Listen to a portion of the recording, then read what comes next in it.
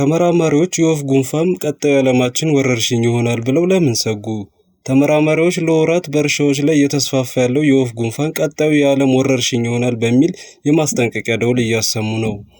በሽታዎች እንዲጎለብቱ የሚያጤኑ ተመራማሪዎች የወፍ ጉንፋን ልብ ሳንለው ወደ ሰዎች በመዛመት ወረርሽኝ ይሆናል በማለት አስጠንቅቀዋል። H5N1 በሚል የሚጠራው ኢንፍሉዌንዛ አውስትራሊያ፣ ኒውዚላንድ እና አጎራባች ደሴቶች ውጪ ያሉ አህጉራትን ደርሷል። በሽታው በአንታርክቲክ ፔንግዊኖች እና በመካከለኛው ምስራቅ ግመሎች ላይ ተገኝቷል። በሽታው አሁን ላይ ከ50ዎቹ የአሜሪካ ግዛቶች በዱር ወፎች እና አጥቢ እንስሳቶች ላይ ተገኝቷል። እንደ አሜሪካ የግብርና መሳሪያ ቤት መረጃ በሽታው ከዶሮ እርባታዎች በመውጣት 1000 ላሞች ላይ ተገኝቷል። 70 ሰዎች በበሽታው ሲያዙ የአንድ ሰው ሕይወት አልፏል። በሽታው ከመሰራጨቱ በፊት ለማስቆም የነበሩ ወሳኝ እድሎች የፕሬዝዳንት ዶናልድ ትራምፕ እና ጆ ባይደን አስተዳደሮች እንዳመለጧቸው በጆን ሆፕኪንስ የህብረተሰብ ጤና ተባባሪ ፕሮፌሰር የሆኑት ዶክተር ካትሊን ሪቨርስ ተናግረዋል። በአሜሪካ የተለያዩ ግዛቶች በእንስሳት ዝውውር ላይ የተለያዩ ሕግ አላቸው። በሽታን የሚያጠኑ ተመራማሪዎች አሜሪካ ብቻ ሳትሆን መላው ዓለም በበቂ ሁኔታ አልተዘጋጀም በሚል አሳስቧቸዋል። አሳሳቢው ነገር በአሜሪካ በእንስሳት ላይ የተቀሰቀሰው በሽታ ለሌላ ወረርሽኝ የሚወስድ ነው የሚል ነው። በቶሮንቶ ዩኒቨርሲቲ የሕክምና ፕሮፌሰር የሆኑት ካምራን ካህን ተናግረዋል። በታሪክ H5N1 ለሰዎች በጣም አደገኛ ቫይረስ እንደሆነ እናውቃለን ብለዋል።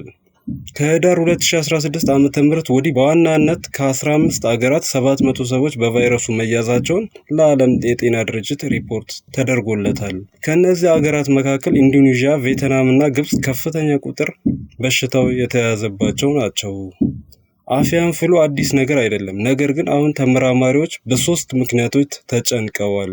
የመጀመሪያው በበሽታው የተያዙ አጥቢ እንስሳት ዝርያ ሲሆን ከእርሻዎች እና እርሻ ሰራተኞች ከዱር እንስሳት እስከ ቤት እንስሳት ድረስ በሽታው ተገኝቷል። ሁለተኛው አሳሳቢ ምክንያት የስርጭቱ ፍጥነት ነው። ከሰዎች ጋር የቅርብ ግንኙነት ባላቸው የወተት ላሞች የተሰራጨበት ፍጥነት አሳሳቢ አድርጎታል። በትራምፕ አዲስ አስተዳደር የህብረተሰብ ጤና ላይ የተፈጠረውን አለመረጋጋት ሶስተኛው አስጊ ምክንያት ሲሆን በተለያዩ መንግስታዊ ተቋማት የተላላፊ በሽታዎች ባለሙያዎች ከስራ ተባረዋል። እርምጃው የወፍ ጉንፋን ምርመራ መርሃ ግብሮች እንዲሰረዙና ወደ አገር ውስጥ የሚገቡ የእርሻ ሰራተኞች ለመመርመር እንዲያመነቱ አድርጓል። የወፍ ጉንፋን በርድ ፍሉ ለ100 ዓመታት በዱሮችና በዱር አዕዋፋት ዘንድ የኖረ ተላላፊ በሽታ ነው። ቫይረሱ አየር ወለድ በሽታ እንደመሆኑ ከላም ወደ ላም አይተላለፍም። ከዚህ ይልቅ የወተት አመንጭ አጥቢዎቻቸውን አጥቅቷል። ሳይንቲስቶች ቫይረሱ ወደ ላሞች የተላለፈው በወተታቸው በኩል መሆኑን ተናግረዋል። በዩናይትድ ስቴትስ የእንስሳት ሳይንስ ምርምር ማዕከል ባልደረባ ዶክተር ቶማስ ፒኮክ በተበከለ የወተት ማሽን አማካኝ የተላለፈ ይመስላል ብለዋል። የወፍ ጉንፋን ለ100 ዓመታት ያህል የቆየ የዶሮ እና የዶሮ አዕዋፋት ተላላፊ በሽታ ነው። በመጋቢት 2025 መገባደጃ ላይ በሰሜን እንግሊዝ ውስጥ በዮርክሻየር በሚገኝ አነስተኛ እርሻ አንዲት የበግ የወፍ ጉንፋን እንዳለባት ታውቋል። እርሻው አንድ ላይ ተቀላቅለው የሚውሉ የበግ እና የዶሮ እርባታ ነበረው።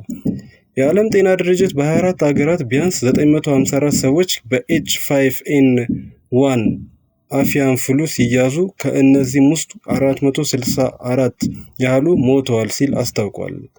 በሽታው በተያዙ ሰዎች በቫይረስ ከተጠቁ ወፎች እና ሌሎች ፍጥረታት ጋር በቅርብ ግንኙነት ነበራቸው ተብሏል። በሰኔ ወር መጀመሪያ ላይ በሜክሲኮ ውስጥ የ59 ዓመት ዕድሜ ያለው ጎልማሳ ከዚህ በፊት በሰዎች ላይ ተመዝግቦ የማያውቅ ሌላ አይነት የወፍ ጉንፋን H5N2 ተጠቅቶ ሞቷል። በሜክሲኮ ውስጥ አንዳንድ የዶሮ እርባታ ላይ ወረርሽኞች ቢኖሩም ግለሰቡ ግን እንዴት እንደያዘው ግልጽ መረጃ የለም። የዓለም ጤና ድርጅት የሰው ልጅ በበሽታ ከተያዙ እንስሳት ጋር በእርባታና በእርድ ወቅት የሚኖረው ንክኪ ወይም በበሽታው በተያዙ የእንስሳት የሰዎች ፈሳሽ የተበከሉ ነገሮች በመንካት ለወፍ ጉንፋን ሊጋለጥ እንደሚችል ገልጿል።